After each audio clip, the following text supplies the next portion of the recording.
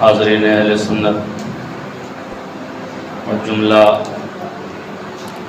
سامعین کرام، بزرگوں، دوستوں، عزیز ساتھیوں، پیارے بچوں، السلام علیکم ورحمۃ اللہ وبرکاتہ۔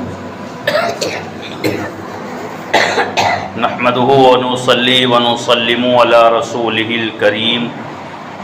الحمد للہ نحمده ونستعینه ونستغفره ونؤمن به ونتوکل علیہ ونعوذ باللہ من شرور انفسنا ومن سیئات اعمالنا، من يهده اللہ فلا مضل له ومن يضلله فلا هادی له، ونشهد ان لا الہ الا اللہ وحدہ لا شریک له، ونشهد ان سيدنا مولانا محمدا عبده ورسوله، اما بعد فاعوذ بالله من الشيطان الرجيم، بسم الله الرحمن الرحيم، شهر رمضان الذي انزل فيه القرآن،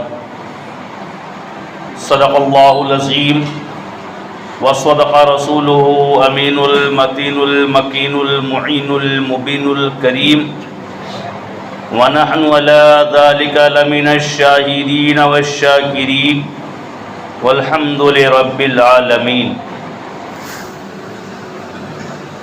بعد توحید کے متوالو، شمع رسالت و نبوت کے پروانوں، شہدائے ملت کے طلبگاروں، غوث و خواجہ کے دیوانوں، امام اہل سنت اعلیٰ حضرت الشاہ امام احمد رضا خان علیہ رحمت و رضوان کے فداکاروں، آئیے ہم اور آپ سب سے پہلے دل کی اتھاہ گہرائیوں کے ساتھ گنبد خضرا میں آرام فرمانے والے، لمبے لمبے دست انور سے ہم گناہ گاروں کو بھیک عطا فرمانے والے، قبر کی کالی کوٹھری میں روشنی بن کر کام آنے والے، جام کوثر بھر بھر کے پلانے والے، میزان عمل پر دعا فرمانے والے، پل صراط پر رب سلم کی صدا بلند فرمانے والے، ہم گناہ گاروں کو جنت کا ٹکٹ عطا فرمانے والے، مکاں والے لا مکاں والے، احمد مجتبیٰ محمد مصطفیٰ ارواحنا فدا صلی اللہ علیہ وسلم کی بارگاہ ناز میں جھوم جھوم کر درود پاک پڑھیں۔ صلی اللہ علیہ النبی الامی والہ صلی اللہ علیہ وسلم، صلاۃ و سلام علیک یا رسول اللہ صلی اللہ تعالی علیہ وسلم۔ حصول خیر و برکت کے لیے ایک مرتبہ اور درود پاک پڑھیں۔ مولایا صلی وسلم دائما ابدا علی حبیبک خیر الخلق کلہم، صلاۃ و سلام علیک یا رسول اللہ۔ حضرات محترم، آج رمضان المبارک کی ایک تاریخ بھی ہے اور پہلا جمعہ بھی ہے۔ اسی ماہ رمضان کے تعلق سے کچھ عرض کرنے کی کوشش کروں گا۔ مولا کی بارگاہ میں دعا ہے کہ مولا تعالی ہمیں حق بولنے، آپ کو حق سننے، حق پر عمل کرنے کی توفیق عطا فرمائے۔ حضرات، یہ ماہ رمضان اللہ کی جانب سے اس کے محبوب کے امتیوں کے لیے ایک انمول خزانہ ہے، ایک بے مثال نعمت ہے اللہ کی طرف سے۔ یہ نعمت ہم سے پہلے کسی بھی امت کو حاصل نہ ہوئی۔ نمازیں اللہ نے ہر امت کو دی۔ روزے ہر امت نے رکھے، ہر نبی کو ملے۔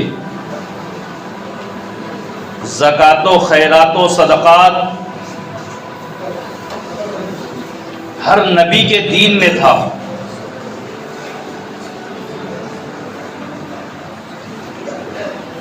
احکام دین پر عمل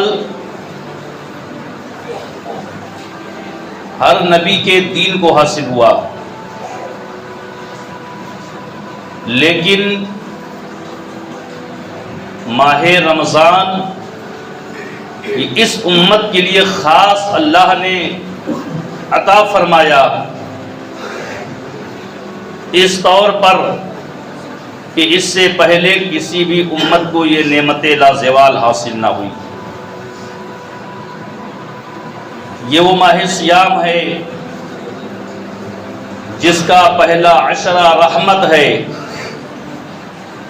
دوسرا عشرہ مغفرت ہے، اور تیسرا عشرہ نجات من النار یعنی جہنم سے آزادی کا ہے۔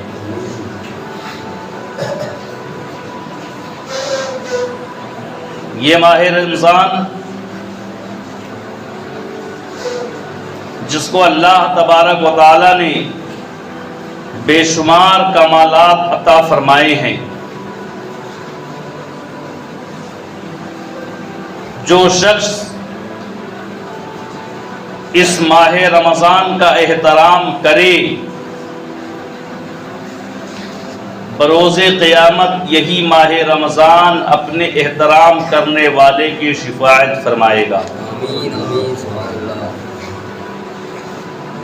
یہ ماہ رمضان کو اللہ تعالیٰ نے فضل عطا فرمایا ہے۔ ماہ رمضان کے لیل و نہار رحمت و نور میں ڈوبے ہوئے ہیں۔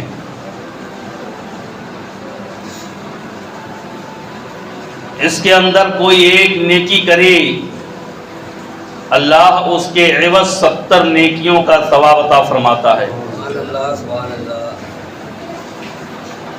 ساتھ ہی ساتھ اللہ اس کے 70 گناہ بھی مٹا دیتا ہے اور 70 درجات بھی بلند فرما دیتا ہے۔ یہ وہ ماہ صیام ہے جسے اللہ تبارک و تعالی نے وہ فضل و کمال عطا فرمائے ہیں کہ جس کے بارے میں احادیث کریمہ کے اندر بے شمار مذکورات موجود ہیں۔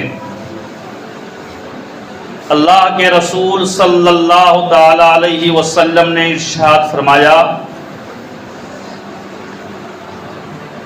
کہ جو کوئی ماہ رمضان کا احترام کرے، اللہ اس کے اگلے بھی گناہ معاف فرما دیتا ہے، پچھلے بھی گناہ معاف فرما دیتا ہے۔ ماہ رمضان کو اللہ نے بڑے فضل عطا فرمائے ہیں، اور سب سے بڑا اللہ کا فضل اس مہینے کے اندر یہ کہ اللہ نے اپنے محبوب کے امتیوں پر اس مہینے کا روزہ فرض فرمایا ہے۔ وہ روزہ جو اپنے روزے دار کے لیے روزے دار اور جہنم کے بیچ کی ایک دیوار بن جاتا ہے۔ وہ روزہ جس کے بارے میں حضور پاک صلی اللہ علیہ وسلم نے فرمایا کہ الصوم جنۃ، کہ روزہ ڈھال ہے۔ جس طرح میدان جنگ میں دشمن کی وار سے بچنے کے لیے ہم ڈھال کا استعمال کرتے ہیں، اسی طریقے سے روزے دار کو بچانے کے لیے جہنم کی آگ سے بچانے کے لیے روزہ ڈھال بن کر کے اپنے روزے دار کی حفاظت فرمائے گا۔ روزہ یہ نور ہے، روزہ رحمت ہے، روزہ اللہ کے قرب کا ذریعہ ہے، روزہ اللہ کا محبوب بندہ بننے کا ایک بہترین موقع ہے، ذریعہ ہے۔ روزہ جہنم سے آڑ ہے، روزہ بھلائی کا سامان ہے، روزہ یہ تقوی کا سامان ہے، اور روزہ یہ جسم کی عبادت ہی نہیں بلکہ جسم کی زکوٰۃ بھی ہے۔ جس طرح مال کے اندر سے زکوٰۃ ادا کرنے سے مال پاک ہوتا ہے، اسی طریقے سے روزہ رکھنے سے اللہ تعالی جسم کو بھی پاک و ستھرا فرما دیتا ہے۔ روزہ یہ رحمت الہی کا سبب ہے۔ جو بھی نیکیاں آپ کریں گے، جو بھی عبادات آپ کریں گے، اس کا ثواب ملے گا۔ نماز پڑھیں گے، نیکیاں ملیں گی۔ توجہ حاصل کیجئے، نماز پڑھیں گے، نیکیاں ملیں گی، زکوٰۃ دیں گے، نیکیاں ملیں گی، حج کریں گے، نیکیاں ملیں گی، قرآن کی تلاوت کریں گے، نیکیاں ملیں گی، صدقات و خیرات کریں گے، نیکیاں ملیں گی، کسی مجبور کی مدد کریں گے، نیکیاں ملیں گی، کسی کے کام آئیں گے، نیکیاں ملیں گی، اہل حقوق کے حقوق ادا کریں گے، نیکیاں ملیں گی۔ لیکن اگر روزہ رکھیں گے تو نیکیاں ہی نہیں بلکہ نیکیاں عطا فرمانے والا پروردگار بھی تمہیں مل جائے گا۔ اس سے بڑھ کے اور روزے کے فضل و اکرام کیا حاصل ہو سکتے ہیں؟ اللہ ہر اچھے کام کرنے پر نیکیاں دے گا، لیکن روزہ رکھنے پر نیکی عطا فرمانے والا مالک کو مولا حاصل ہو جاتا ہے۔ ایک حدیث پاک، اس کا مفہوم میں آپ کے سامنے عرض کر دوں۔ یہ حدیث متفق علیہ ہے، بخاری اور مسلم اور کئی متعدد احادیث کی کتابوں میں یہ حدیث موجود ہے۔ عن ابی ہریرہ قال قال رسول اللہ صلی اللہ علیہ وسلم قال اللہ عز وجل کل عمل ابن آدم لہ الا صوم فإنہ لی وأنا اجر لہ الصوم جنۃ۔ اللہ کے حبیب صلی اللہ علیہ وسلم نے ارشاد فرمایا کہ اللہ تعالیٰ نے فرمایا کہ ابن آدم یعنی انسان کا ہر عمل اس کے لیے ہے، ہر عمل یہ انسان کے لیے ہے، انسان کو کام آنے والا ہے۔ نماز پڑھو گے نیکیاں ملیں گی، اور اچھے کام کرو گے نیکیاں ملیں گی، سجدے کرو گے نیکیاں ملیں گی، جو بھی نیک کام کرو گے نیکیاں ملیں گی۔ کل ابن آدم کل عمل ابن آدم لہو، کہ ابن آدم کا ہر عمل اس کے لیے ہے، الا صوم فإنہ لی، مگر روزہ میرے لیے ہے۔ سبحان اللہ۔ اللہ فرماتا ہے سارے عمل تمہارے لیے، لیکن روزہ میرے لیے ہے۔ وَأَنَا أَجْزُ بِهِ، اور اس کی جزا میں ہی دینے والا ہوں۔ سبحان اللہ، اس کی جزا اللہ خود دینے والا، اللہ فرماتا ہے میں ہی دوں گا۔ وَالصَّوْمُ جُنَّةٌ، اور روزہ ڈھال ہے۔ یہ حدیث بخاری کے اندر بھی موجود ہے اور مسلم کے اندر بھی موجود ہے۔ اس حدیث کے مطابق روزہ خالص ایک ایسا عمل ہے کہ جس کے عمل پر اللہ کا قرب بندے کو زیادہ حاصل ہوتا ہے۔ اللہ فرماتا ہے کہ روزہ میرے لیے ہے اور روزے کی جزا میں دوں گا، میں خود ہوں۔ ایک روایت میں ہے کہ اللہ کے حبیب صلی اللہ علیہ وسلم نے فرمایا کہ روزے دار کے لیے 2 اجر ہے۔ ایک اجر دنیا میں، روزے دار کے لیے 2 خوشی ہے، ایک خوشی دنیا میں اور ایک خوشی آخرت میں۔ صحابہ نے عرض کیا رسول اللہ وہ 2 خوشیاں کون سی ہے؟ حضور نے فرمایا پہلی خوشی دنیا کی یہ کہ جب بندے مومن افطار کرے گا تو اسے خوشی حاصل ہوگی کہ آج میرا روزہ مکمل ہو گیا، میں نے اپنے رب کا قرب حاصل کر لیا۔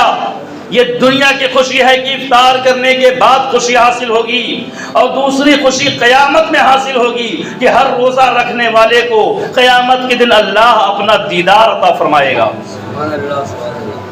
ہر روزے دار کو اللہ اپنا دیدار عطا فرمائے گا۔ اور یاد رکھیں سب سے بڑی دولت جنت ہے۔ دنیا کے اندر سب سے بڑی دولت مال و دولت ہے، خزانہ ہے، لیکن آخرت کے اندر سب سے بڑی دولت جنت ہے۔ حالانکہ دینی نظریے سے دیکھا جائے تو دنیا کے اندر سب سے بڑی نعمت و دولت مومن کا ایمان ہے، اور آخرت میں سب سے بڑی دولت جنت ہے۔ لیکن کہا گیا ہے کہ جنتی جنت میں ہوگا، اسے اس کی دولت حاصل ہو چکی ہوگی، لیکن اس سے بھی بڑی دولت کہ جو ہر جنتی کی خواہش ہوگی، ہر جنتی کی تمنا ہوگی، وہ یہ ہوگی کہ اللہ کا دیدار نصیب ہو جائے۔ تو آخرت کے لیے سب سے بڑی نعمت اللہ کا دیدار ہے۔ روزہ یہ ایسی نعمت ہے کہ جس کا رکھنے والا اللہ کے دیدار سے مشرف ہوگا۔ اس لیے میرے پیارے بھائیوں، روزے کو کبھی ترک نہ جانے دو۔ حضور پاک صلی اللہ علیہ وسلم نے فرمایا کہ ایک روزہ اگر جان بوجھ کے چھوڑ دیا، پوری زندگی اگر روزے میں گزار دو تو اس ایک روزے کا بدلہ پورا نہیں ہو سکتا ہے۔ یہ روزے کی فضیلت ہے۔ پوری زندگی کے روزے غیر رمضان کے ایک روزے کا مقابلہ نہیں کر سکتے۔ رمضان کے ایک روزے کی یہ فضیلت ہے۔ حدیث پاک کے اندر ہے کہ اللہ کے نزدیک روزے دار کے منہ کی جو بو ہے نا، روزہ رکھتے ہیں نا تو ایک بھینی بھینی جو بو آتی، باس آتی نا، یاد رکھیں اس کے بارے میں بے شمار حدیثوں کے اندر لکھا ہوا ہے کہ روزے دار کے منہ کی بو اللہ کے نزدیک مشک و زعفران سے بھی بہتر ہے۔ مشک اور زعفران سے بہتر اللہ کے نزدیک ہے۔ تو جب اللہ کے نزدیک روزے دار کے منہ کی بو اتنا مکرم ہے تو روزے دار کی اہمیت کیا ہوگی، روزہ رکھنے والے کی فضیلت کیا ہوگی۔ اس لیے روزے کو جان بوجھ کے ہمیں ترک نہیں کرنا چاہیے۔ چھوٹی موٹی بیماریوں پر روزہ نہیں چھوڑنا چاہیے۔ آج تو ہمارا معاشرہ یہاں پہ پہنچ گیا ہے کہ چھوٹی موٹی بیماریاں ہوتی ہیں تو بھی روزہ چھوڑ بیٹھتے اور کہتے ہیں کہ میں بیمار ہوں۔ یاد رکھیں روزے میں روزے کی رخصت ہے بیماری میں، جیسا کہ قرآن پاک میں ہے کہ فمن کان منکم مریضا او علی سفر،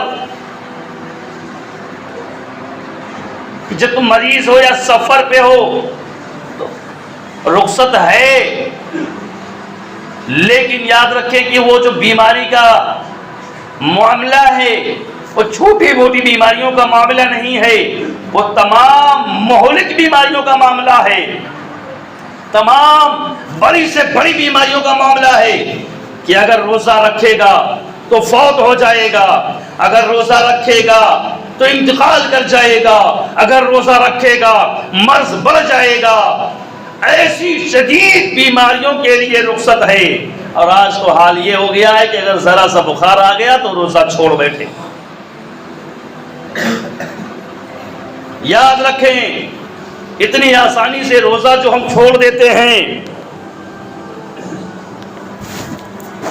پوری زندگی بھی ایک روزے کی بھرپائی نہیں کر سکتے۔ اس لیے جان بوجھ کے روزہ چھوڑنا یہ بڑا وبال جان ہے۔ اللہ کے حبیب صلی اللہ علیہ وسلم نے فرمایا ایک روزہ جو جان بوجھ کر چھوڑ دے اللہ اسے قیامت کے دن 50,000 سال تک جہنم میں جلائے گا۔ 50,000 سال تک جو لوگ روزہ ہی نہیں رکھتے ان سے حساب پوچھ لو کہ انہوں نے اپنا حصہ کتنے سال کا بنایا۔ اللہ تعالی ہم سب کو روزہ چھوڑنے سے محفوظ فرمائے، ہمیشہ رمضان کے مہینے کا روزہ مکمل رکھنے کی توفیق عطا فرمائے۔ پیارے دوستو، ایک روزہ اگر چھوڑ دے جان بوجھ کر 50,000 سال تک جہنم کے اندر چلنا ہوگا۔ سوچو ایک لمحے کے لیے، ایک ساعت کے لیے اگر آگ کی چنگاری پر انگلی پڑ جائے تو انگلیاں جھلس اٹھتی ہیں، بولو جھلس اٹھتی ہیں یا نہیں؟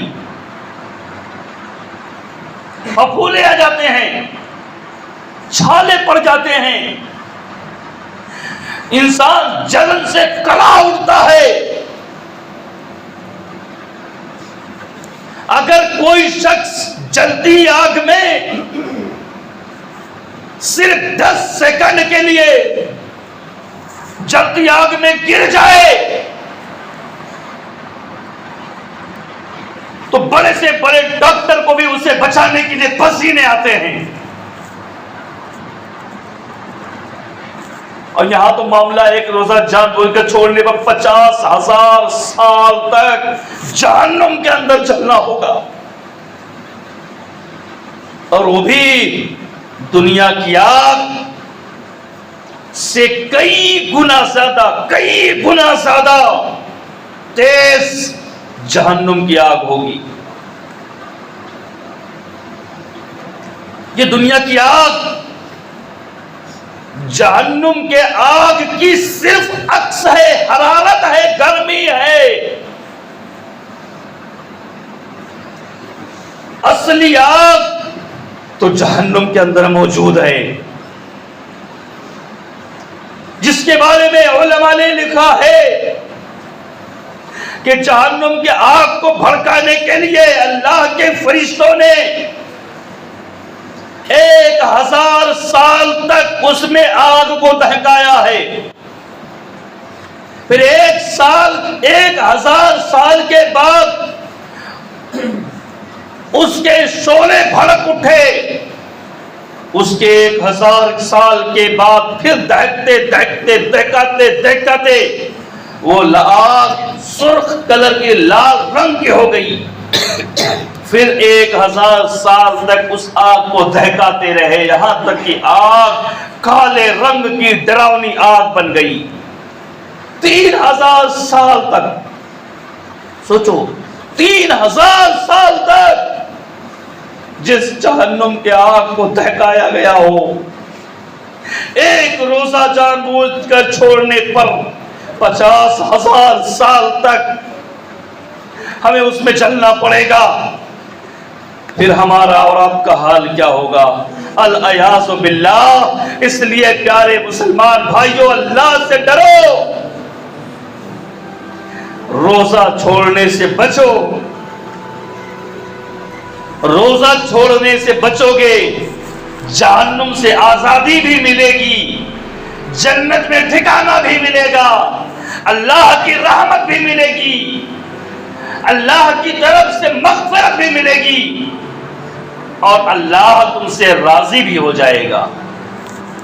اس لیے جان بوجھ کے روزے نہ چھوٹنے دو. یہ کام ہم زندگی بھر کرنے کے لیے ہیں. ہمارے سے میں نے پچھلے جمعے میں بیان کیا تھا کہ ہمارے صحابہ نے میدان جنگ میں بھی روزہ نہیں چھوڑا. آج ہم ذرا سا کام کاج کرتے ہیں تو متاثر ہو کر روزہ چھوڑ دیتے ہیں. پیارے بھائیوں، یہ روزہ چھوڑنا بہت بڑا وبال جان ہے، اور جو روزہ رکھتے ہیں وہ اللہ کا قرب حاصل کرتے ہیں، اللہ کا نور حاصل کرتے ہیں. روزہ اپنے ہر روزے دار کے قیامت کے دن شفاعت کرے گا. اس لیے روزہ رکھو، روزہ جان بوجھ کر چھوٹنے نہ دو. جان بوجھ کر روزہ چھوڑنا یہ جہنم کے آگ کو دعوت دینا ہے. جہنم کے آگ میں اپنے آپ کو جھلسانے کے لیے تیار کرنے کی طرح ہے. اس لیے اپنے آپ کو جہنم سے آگ سے بچاؤ، جان بوجھ کر روزہ نہ چھوٹنے دو. روزہ تقویٰ ہے، روزہ نور ہے، روزہ جسم کی زکات ہے. جو مرد مومن روزہ رکھنے والا ہے اس جسم کو اللہ ایسی قوت عطا فرمائے گا بروز قیامت کہ جہنم کے آگ کے اندر وہ طاقت و صلاحیت نہیں ہوگی کہ روزے دار کے جسم کو جلا سکے. اس لیے روزہ رکھو. اللہ تعالی ہم سب کو روزے کا پابند بنائے، کوئی روزہ ہم سے نہ چھوٹنے پائے، ایسی زندگی اللہ ہمیں نصیب فرمائے. پیارے بھائیوں، چلتے چلتے میں آپ کو ایک مسئلہ بیان کر دوں جو مسئلہ جاننا ہمیں اور آپ کو سب کو ضروری ہے. ہم اور آپ روزہ رکھتے ہیں، روزے سے ریلیٹڈ یہ مسئلہ ہے کہ شام کا جب وقت ہوتا ہے، افطاری کا وقت ہوتا ہے، تو ہم اور آپ دعائے افطار پڑھ کر روزہ افطار کرتے ہیں. یہی ہمارا معمول، یہی ہم کرتے چلے آ رہے ہیں. حالانکہ صحیح مسئلہ جو ہے وہ اس کے الٹ ہے. آپ صرف جو روزے کی دعا ہے، جو افطار کی دعا ہے، اس دعا کو اگر سن لیں گے، اس کا ترجمہ سن لیں گے، تو آپ کو اندازہ ہو جائے گا کہ دعا کب پڑھنی چاہیے. میں ترجمہ کر رہا ہوں، آپ سنتے جائیں. اللہم، اے اللہ، لکا سمتو، میں نے تیرے لیے روزہ رکھا. ترجمہ سنا رہا ہوں. اے اللہ، میں نے تیرے لیے روزہ رکھا. وبک آمنتو، اور تجھی پہ ایمان لایا. وعلیک توکلت، اور تجھی پہ بھروسہ کیا. وعلی رزقک افطرت، اور تیری ہی دی ہوئی رزق سے میں نے روزہ افطار کیا. کروں گا نہیں، کر رہا ہوں نہیں، روزہ افطار کیا. یہ دعا کا ترجمہ ہے، روزہ افطار کیا. ترجمے سے پتہ چلتا ہے کہ بسم اللہ پڑھ کے کچھ کھا لو، روزہ افطار کر لو. جب افطار کا ٹائم ہو، بسم اللہ پڑھو، روزہ افطار کر لو، کھا لو کچھ. اس کچھ کھانے کے بعد دعائے افطار کو پڑھا جائے، کچھ کھانے کے بعد پھر دعائے افطار کو پڑھا جائے۔ صحیح مسئلہ یہ ہے، پچھلے سال بھی یہی مذاکرہ ہوا تھا۔ بہرحال ہمیں اور آپ کو چاہیے کہ روزہ جب افطار کرنا ہو تو بسم اللہ پڑھ کر کے کچھ کھا لیا جائے، روزہ افطار کر لیا جائے، اور افطار کرنے کے بعد افطار کی دعا پڑھی جائے۔ اللہ تعالی ہم سب کو دین پر عمل کرنے کی توفیق عطا فرمائے۔ ہمارے بیان کرنے میں جو غلطیاں ہوں اللہ اپنے حبیب کے صدقے معاف فرمائے۔ استغفر اللہ ربی من کل ذنب واتوب الیہ، استغفر اللہ ربی من کل ذنب واتوب الیہ۔ کلمہ شریف پڑھیں، لا الہ الا اللہ محمد رسول اللہ صلی اللہ علیہ وسلم۔ آپ حضرات صفحہ درست فرما لیں، سنت ادا فرما لیں۔ السلام علیکم ورحمۃ اللہ وبرکاتہ۔